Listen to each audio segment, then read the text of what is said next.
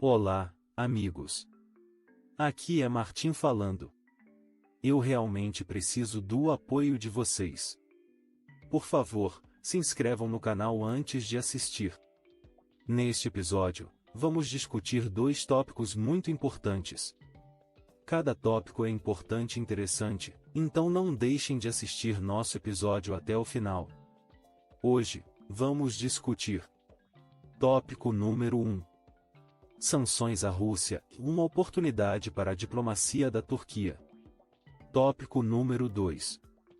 Estados Unidos alveja acesso tecnológico russo e novas sanções e a guerra na Ucrânia. Tópico número 1. Em uma reunião recente, o presidente turco Erdogan e o presidente russo Putin se encontraram em Sochi. Inicialmente, esperava-se que a reunião ocorresse na Turquia, após um convite feito por Erdogan a Putin. No entanto, a reunião aconteceu na Rússia, sendo o principal item da agenda o acordo do corredor de grãos do Mar Negro. As discussões na reunião também abrangeram temas relacionados à energia, incluindo gás natural e energia nuclear. Vale ressaltar que, semelhante a reuniões passadas entre Putin e o presidente chinês Xi Jinping, onde assuntos energéticos foram discutidos em Moscou, em março passado, a Rússia parece estar enfrentando desafios relacionados à energia em Sochi. Atualmente, a Rússia enfrenta dificuldades substanciais devido às severas sanções ocidentais impostas após o conflito na Ucrânia.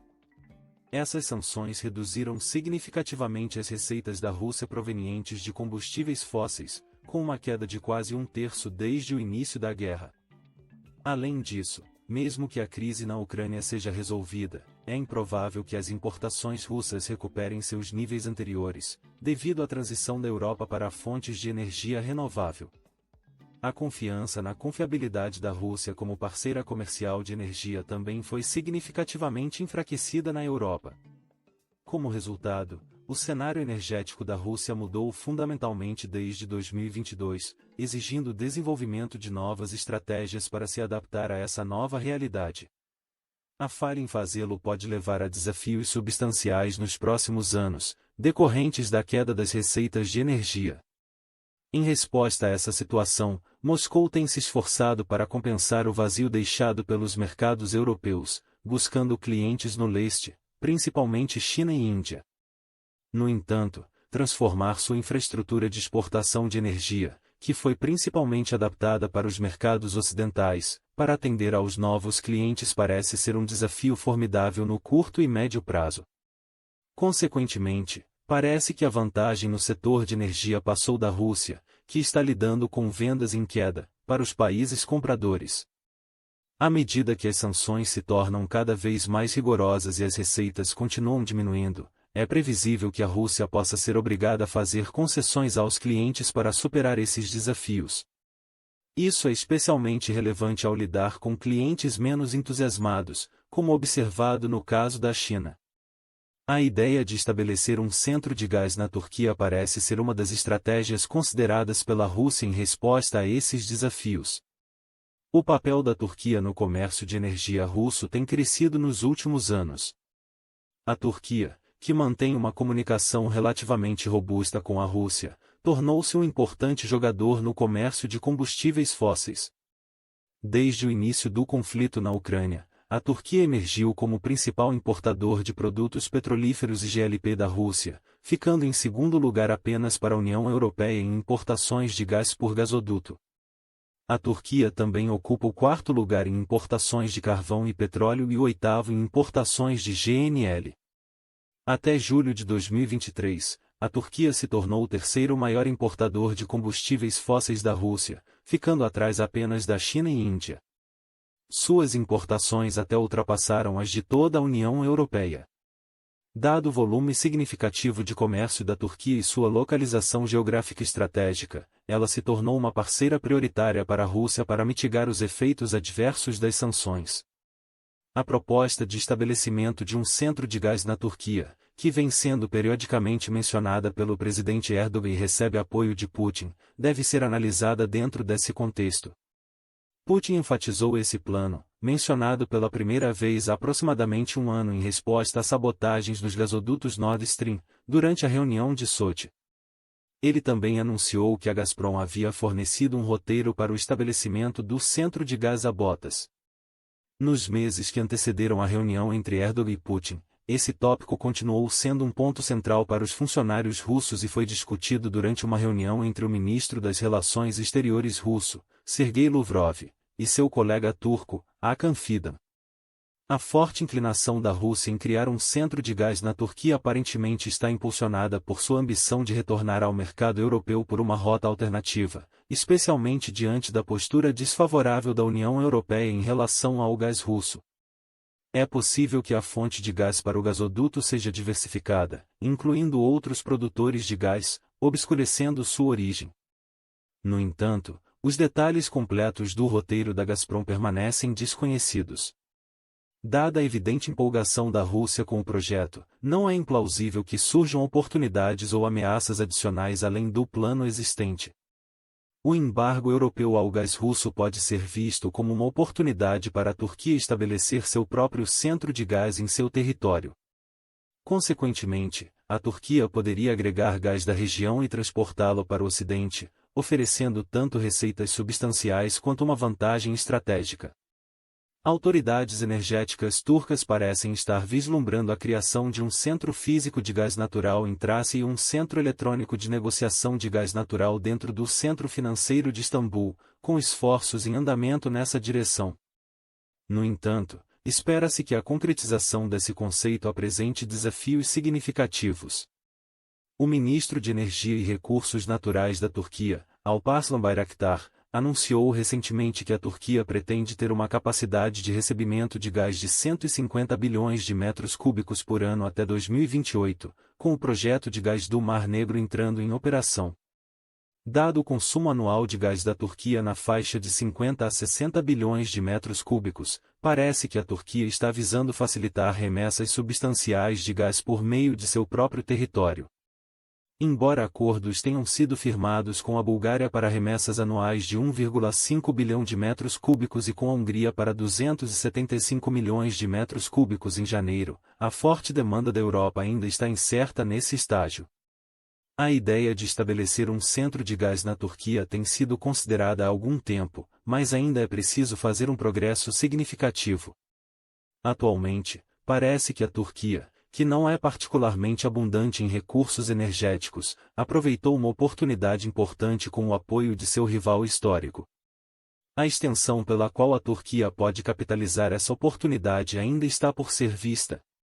Em conclusão, o cenário energético em constante evolução da Rússia, combinado com o impacto das sanções ocidentais, criou um ambiente onde a Turquia pode ter uma oportunidade de se estabelecer como um jogador-chave no comércio de energia regional.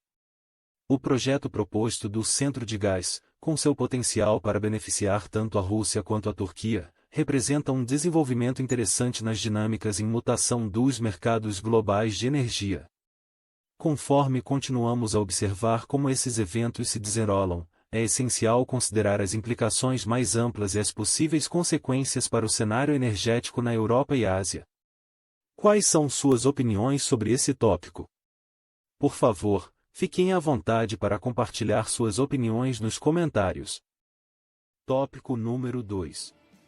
Estados Unidos miram acesso tecnológico russo e novas sanções e a guerra na Ucrânia. Os Estados Unidos impuseram recentemente sanções a mais de 150 entidades e indivíduos vindos da Rússia, Turquia, Emirados Árabes Unidos e Geórgia. O objetivo principal dessas sanções é restringir táticas de evasão e interromper o fluxo de tecnologia, finanças e recursos que contribuem para a campanha militar do presidente Vladimir Putin na Ucrânia. Esse pacote abrangente de sanções representa uma das maiores ações empreendidas pelos departamentos de Estado e Tesouro até o momento. Seu foco está em mirar indivíduos e entidades, especialmente dentro da Turquia, que facilitam a transferência de tecnologia ocidental para a Rússia, potencialmente fortalecendo suas capacidades militares. As medidas também buscam dificultar a expansão do setor energético da Rússia e suas fontes de receita, incluindo projetos relacionados à extração de gás natural no Ártico, atividades de mineração e fábricas envolvidas na produção e manutenção de armamentos russos. James O'Brien, chefe do Escritório de Coordenação de Sanções do Departamento de Estado, enfatizou que o objetivo principal dessas sanções é restringir a capacidade de produção de defesa da Rússia e limitar seu acesso a recursos financeiros necessários para a guerra em curso na Ucrânia.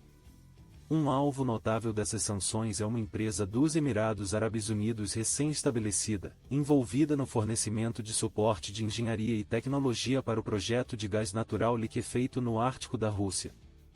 O presidente Putin expressou suas ambições para o projeto Arctic LNG-2, visando aumentar a produção de gás natural liquefeito e melhorar o papel da Rússia no mercado global de energia. Além disso, o pacote de sanções abrange várias entidades turcas, finlandesas e russas que supostamente estão ajudando Moscou a obter componentes eletrônicos dos Estados Unidos e da Europa, incluindo chips e processadores de computador. Segundo as autoridades dos Estados Unidos, esses componentes têm encontrado seu caminho para armamentos russos. O Departamento do Tesouro dos Estados Unidos sancionou uma rede baseada na Finlândia responsável por fornecer uma ampla variedade de componentes eletrônicos para a Rússia, incluindo câmeras de drones e baterias de lítio. É importante observar que a Finlândia é membro tanto da União Europeia quanto da OTAN, e ela apoia ativamente as sanções contra a Rússia. Além disso, o Departamento de Estado está tomando medidas contra empresas turcas que prestaram serviços de reparo de navios para uma organização vinculada ao Ministério da Defesa da Rússia. Antes do conflito na Ucrânia, a Rússia dependia em grande parte de importações para até 90% de seus componentes eletrônicos dos países do Grupo dos Sete, G7. No entanto, as sanções reduziram drasticamente essa dependência para aproximadamente 30%. Segundo O'Brien, as sanções foram eficazes em limitar a capacidade de produção da Rússia durante a guerra. Ele afirmou que administrar uma economia de guerra em plena escala se torna desafiador ao depender de aquisições esporádicas e clandestinas de pequenos lotes de equipamentos de todo o mundo. No entanto, alguns analistas argumentam que a Rússia possui reservas financeiras substanciais e ainda poderia importar a tecnologia necessária em pequenas quantidades para manter sua produção de defesa. Richard Connolly, especialista no setor de defesa e economia da Rússia, sugere que a Rússia tem fontes alternativas, incluindo Belarus, que podem fornecer componentes eletrônicos. Tanto a Turquia quanto os Emirados Árabes Unidos condenaram oficialmente a invasão da Ucrânia pela Rússia, porém eles não aderiram às sanções ocidentais e continuam a manter laços diplomáticos e econômicos com a Rússia.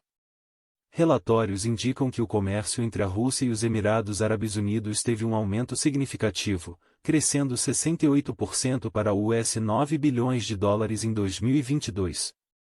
No entanto, James O'Brien, do Departamento de Estado, permanece otimista sobre a eficácia das sanções, enfatizando que seu sucesso deve ser medido no campo de batalha. Ele aponta para a capacidade da Ucrânia de interceptar uma parcela considerável de munições russas como evidência de seu impacto. No entanto, é importante observar que a Rússia continua lançando frequentes ataques com mísseis contra a Ucrânia, resultando em vítimas civis. Especialistas sugerem que, apesar das sanções, as capacidades militares da Rússia permanecem amplamente intactas. A mais recente rodada de sanções alveja especificamente empresas russas envolvidas na reparação, desenvolvimento e produção de armamentos, incluindo o míssil de cruzeiro Kalibr. Analistas argumentam que empresas ocidentais devem ter cautela ao vender tecnologia crítica para países conhecidos por terem mercados de revenda significativos com a Rússia. Tom Keatinge, diretor do Centro de Estudos sobre Crime Financeiro e Segurança no Royal United Services Institute em Londres, enfatiza a necessidade de maior escrutínio do mercado de reexportação. Os Emirados Árabes Unidos mantêm um rigoroso monitoramento de produtos com usos civis e militares duplos e cumprem as sanções da ONU. No entanto, preocupações com lavagem de dinheiro levaram os Emirados Árabes Unidos a serem colocados em uma lista cinza por um órgão global de combate à lavagem de dinheiro. A Turquia, por sua vez, tem tentado equilibrar suas relações tanto com a Rússia quanto com a Ucrânia, se posicionando como mediadora. O país depende muito da energia e do turismo russo, mas tem tomado certas medidas em resposta às ameaças de sanções dos Estados Unidos, como a suspensão de transações através do sistema de pagamento da Rússia, MIR. As sanções dos Estados Unidos também visaram indivíduos e entidades associadas ao setor de defesa da Rússia e ao grupo de mercenários Wagner. Essas medidas demonstram o compromisso contínuo dos Estados Unidos em apoiar a Ucrânia diante da agressão russa. Em conclusão, as sanções dos Estados Unidos contra entidades e indivíduos relacionados às capacidades militares da Rússia e seu acesso à tecnologia crítica têm implicações complexas. Embora essas sanções tenham tido algum impacto na capacidade de produção de defesa da Rússia, os especialistas sugerem que a Rússia tem fontes alternativas para manter suas capacidades militares. A eficácia das sanções, portanto, ainda é motivo de debate. É essencial continuar monitorando a situação e avaliar seu impacto no conflito em curso na Ucrânia. Quais são seus pensamentos sobre essas sanções e seu potencial impacto no conflito na Ucrânia? Sinta-se à vontade para compartilhar suas opiniões nos comentários abaixo.